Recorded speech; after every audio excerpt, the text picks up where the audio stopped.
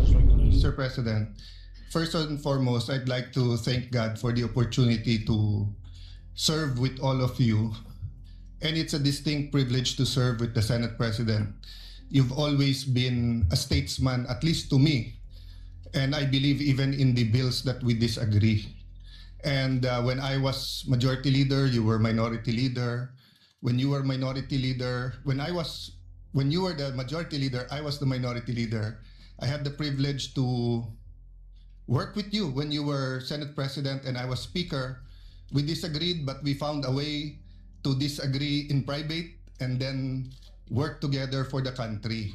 So I really admire your statement yesterday saying that you serve at the pleasure of the body.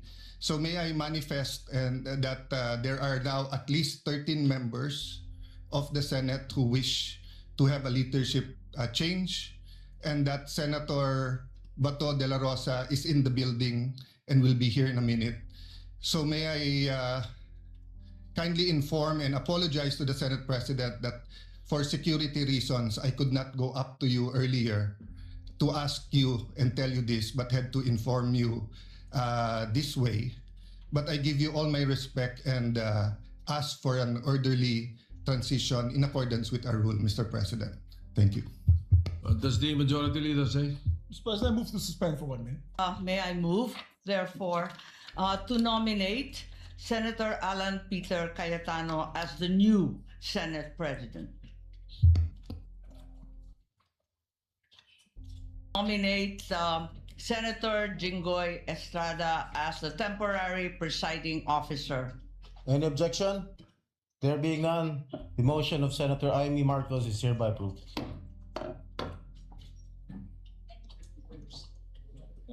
Please proceed. Mr. President, may we also nominate Senator Joel as the temporary or acting majority leader? There is a motion by Senator Alan Peter Cayetano that Senator Joel Villanueva be made an acting majority floor leader. Is there any objection? There being none, the motion is approved. Mr. President, there was a nomination by Senator Amy Marcos to elect Senator Alan Peter Cayetano to be our Senate President. And I don't think, Mr. President, that there's no objection, Mr. President. And so I move that we close the period of nomination, Mr. President. Is there an objection? To nominate Senator Vicente Soto III to the position of Senate President. I so move, Mr. President. Is there any objection? There being none, the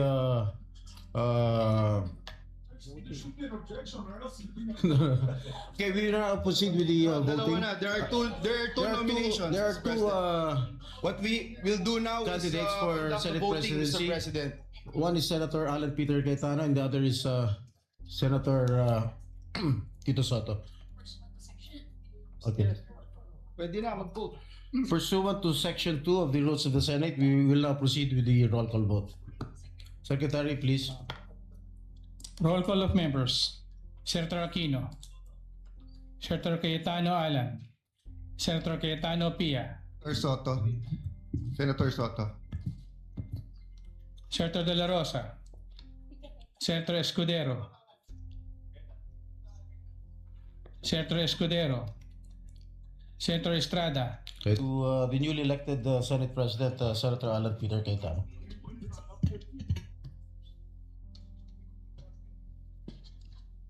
Dito para yung flag na. Sila ate.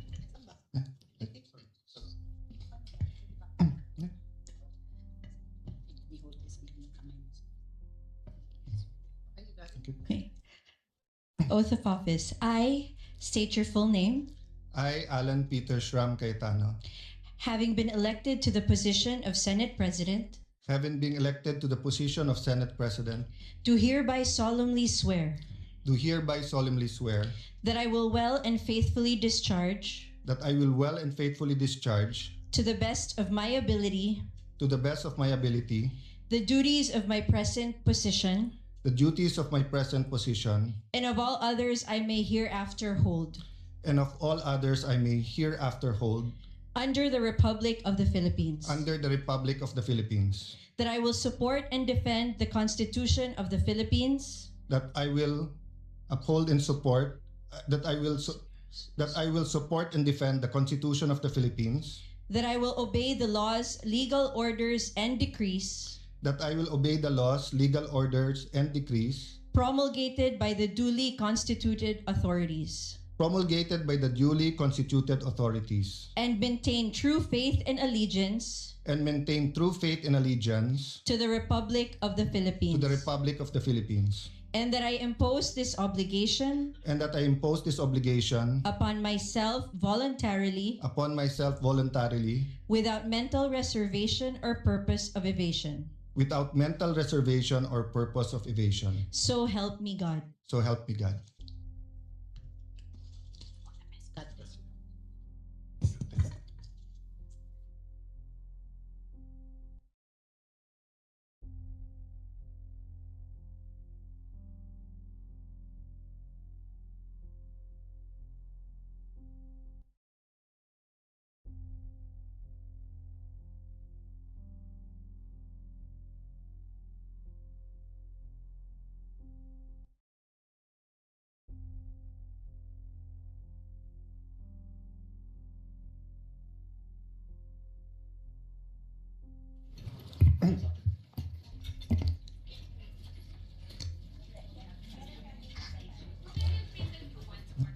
For I know the plans I have for you, plans to prosper you and not to harm you, plans to give you hope in a future. Yan po ang nasa Jeremiah 29:11 na naging isa sa core na paniniwala ng aking pagkatao at pananampalataya. Gusto ko po si Propetang Jeremiah dahil siya po ay nirerespeto at pinaniniwalaan ng Muslim, Hudyo at Kristiyano.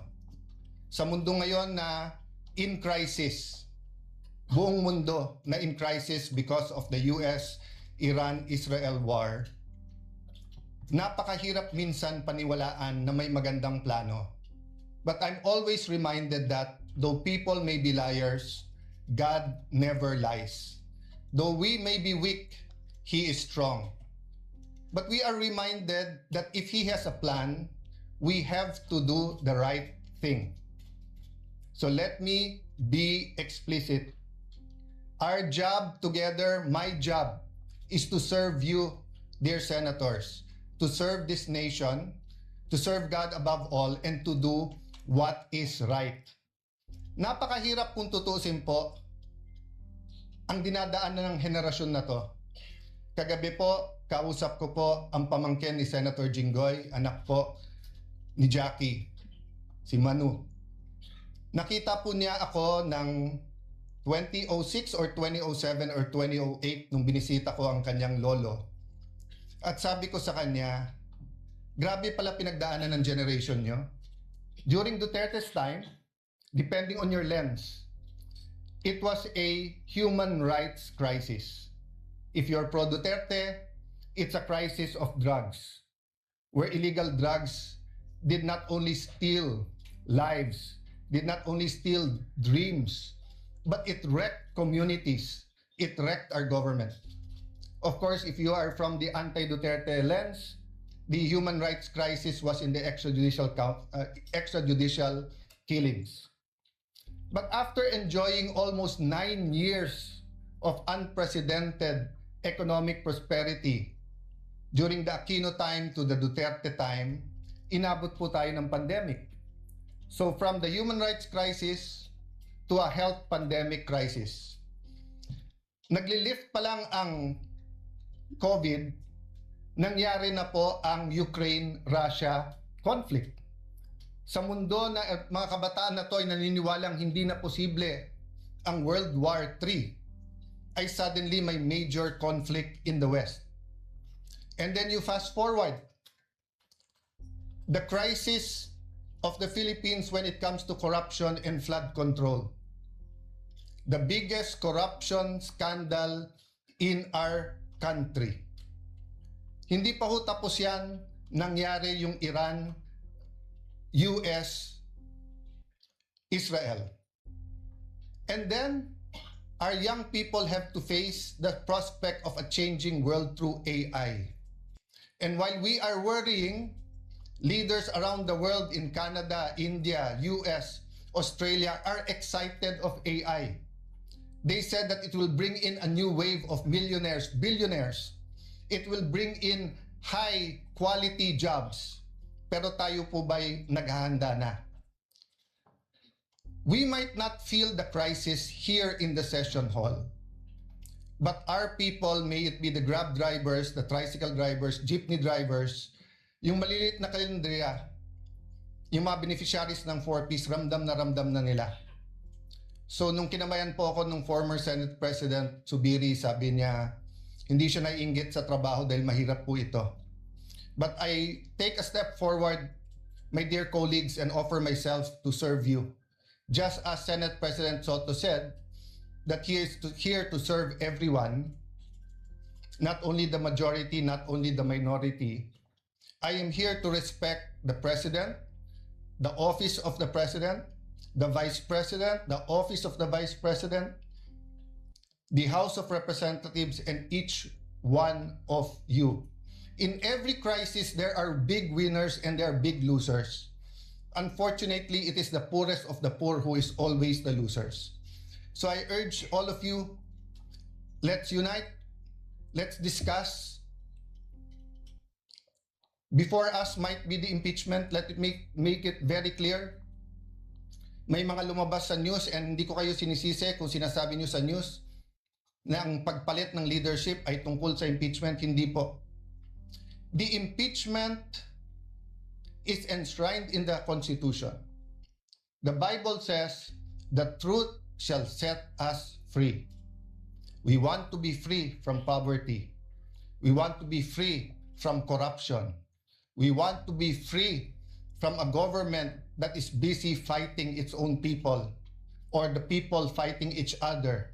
Hindi to Facebook, hindi to social media na pwedeng bawat minuto may nagbabanatan. In real life, in the non-digital life, we have to be here for each other. It doesn't mean anything if we are say we're devout Muslims or we're devout Catholics or devout evangelicals if we cannot love each other. In the Senate, we might not like each other, but I think we can work each other and we can love each other. So let me make it clear. The impeachment will be much more than dismissing a complaint because of political affiliation. And it's also much more than convicting someone without evidence. Parehong hindi pwede yun. Kailangan guided tayo by the truth, guided by evidence. But the process is as important as the result. Hindi natin pwedeng sabihin, she or he will make a bad president. Or wala na tayong maasahan dyan sa presidente, wala na tayong maasahan sa vice president, impeach na lang natin. Hindi po. The Senate is also on trial. So, dear colleagues, as we ask God to guide us and help us, I'd like to thank all of you who supported me today. I will do my job. But I'd also like to reach out to all my colleagues here today. Ngayon lang naman po tayo na may divisions dahil mabigat ang politika.